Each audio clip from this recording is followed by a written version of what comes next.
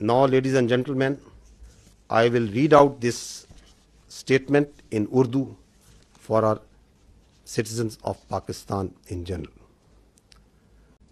बिस्मिल्लाहिर्रहमानिर्रहीम। आज मैं आपको पाकिस्तान की मुसल्लह अफवाज के ऑपरेशन बनियान मरसूस की कार्रवाई और इसके नताइज से आगाह करना चाहता हूँ, जो भारत की बुज़दिलाना फौजी जहरियत के जवाब में किया गया। ये हमले 6 और 7 मई 2025 की दरमियानी शब शुरू हुए, जिनके नतीजे में मासूम शहरी, जिनमें ख़वातीन, बच्चे और बुजुर्ग शामिल थे, शहीद हुए। पाकिस्तान ने भारतीय जारियत और हमारे शहरियों के बेहमाना कत्ल पर इंसाफ और इंतकाम का वादा किया था। अल्हम्दुलिल्लाह, पाकिस्तान की मुसल्लह अफवाज ने ये वादा पूरा किया। मैं सबसे पहले रब्बे जुल जलाल का शुक्र अदा करता हूँ, जिसकी बेपाया रहमत, नुसरत और मदद हमारे साथ रही। अल्लाह ताला ने मोमिनों को हुक्म दिया है कि जब उन पर जुल्म हो तो वह जवाब दें। हम अल्लाह के हजूर सजदा रेज होते हैं कि उसने हमें अपनी अज़्म को फैसला कुन अमल में ढालने की तौफीक अता फरमाई। हमारे दिल और दुआएं इन शोहदा के ख़ानदानों के साथ हैं, जिन्होंने अपनी जानें मादरे वतन पर कुर्बान कर दी। हम जख्मियों की जल्द सेहत याबी के लिए भी दुआगो हैं। हम पाकिस्तान की मुसल्लह अफवाज के हर ऑफिसर, सिपाही, एयरमैन और सेलर के बेहद मशकूर हैं, जिन्होंने अपनी जुर्रत, पेशावराना महारत और कुर्बानी से मैदान जंग में कामयाबी को मुमकिन बनाया। हम पाकिस्तान की मुसल्लह अफवाज, पूरी कौम, खुसूसन नौजवानों के जज्बे, हौसले और भरपूर हमायत पर दिल की गहराइयों से शुक्रगुजार हैं। We are specially indebted to the youth of Pakistan, who became the frontline soldiers as information and cyber warriors of the country. Profound thanks are also due to you, the vibrant media of Pakistan, who also stood like Banyan Marsus, a steel wall against the Indian media information blitz and fuming as well as warmongering done by the Indian media. We are extremely grateful to the political leadership of all political parties without any distinction for the unified resolve in support of their armed forces for the defense of our motherland. The armed forces are specifically grateful to the inspiring leadership of the Prime Minister of Pakistan and his cabinet ministers for taking destiny-changing decisions of the country and steering it through this critical situation. Let me share now the operational details of Operation Banyan Marsus. Ladies and gentlemen, Pakistan's response was a textbook demonstration of integrated tri-services jointness enabled by real-time situational awareness, network-centric warfare capabilities, and seamless multi-domain operations. This synergy across air, land, sea, and cyber domains allowed for precision engagements, overwhelming lethality, and rapid tempo. All platforms operated in synergy, delivering coordinated effects at carefully selected decisive points.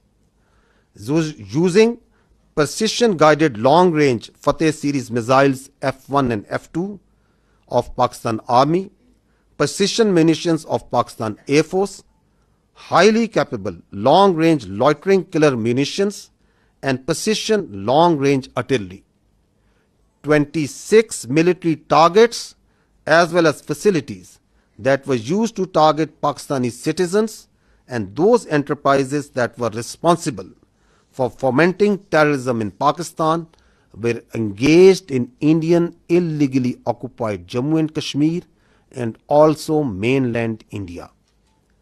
The targets included Air Force and aviation bases at Suratgarh, Sirsa, Bhuj, Nalia, Adampur, Bhatinda, Barnala, Halwara, Avantipura, Srinagar, Jammu, Udhampur, Mamoon, Ambala and Pathankot, which all sustained major damages.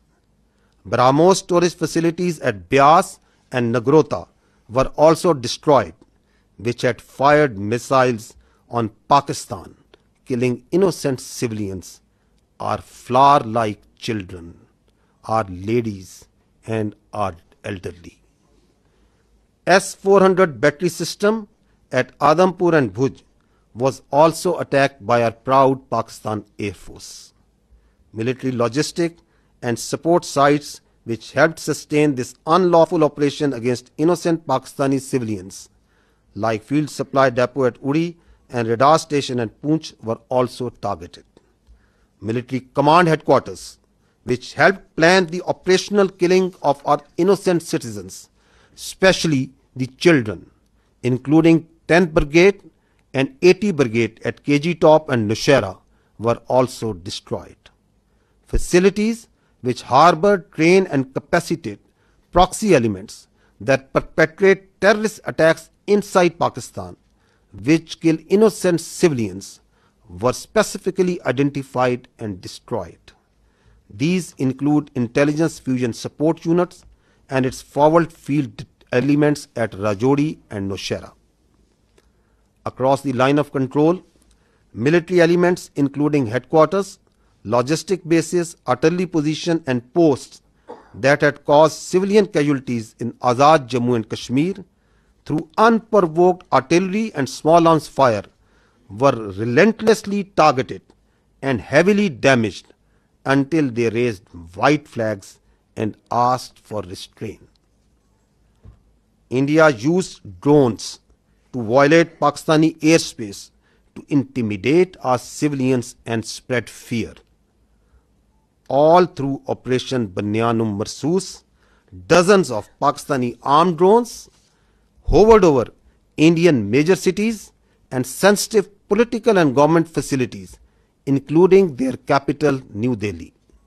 And from Indian illegally occupied Jammu and Kashmir all the way up to Gujarat, to manifest clearly our lethal long-range unmanned capability, to indicate the futility of the use of this domain in warfare.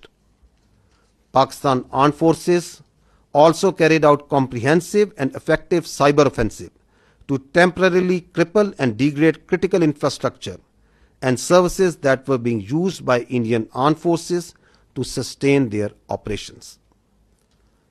Let me tell you that Pakistan Armed Forces possess an adequate suite of very sophisticated niche military technologies, only some of which were used with restraint in this conflict, and there are many more such capabilities being kept as future surprises.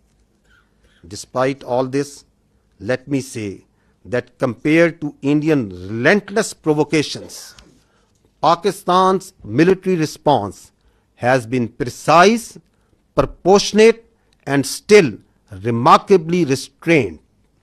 It was carefully calibrated to avoid civilian casualties and has exclusively targeted those entities and facilities which were directly involved in orchestrating and executing cold-blooded killings of Pakistani civilians and those carrying out terrorist attacks inside Pakistan.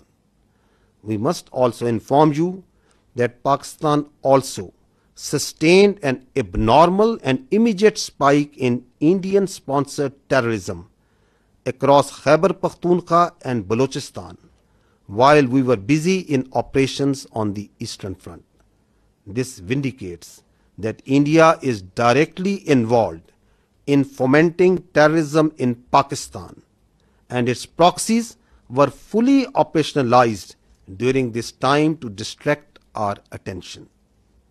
Pakistan Armed Forces are resilient, and simultaneously with the conduct of Operation Banyan Marsus, we carried out most effective counter-terrorism operations in the western region without any pause.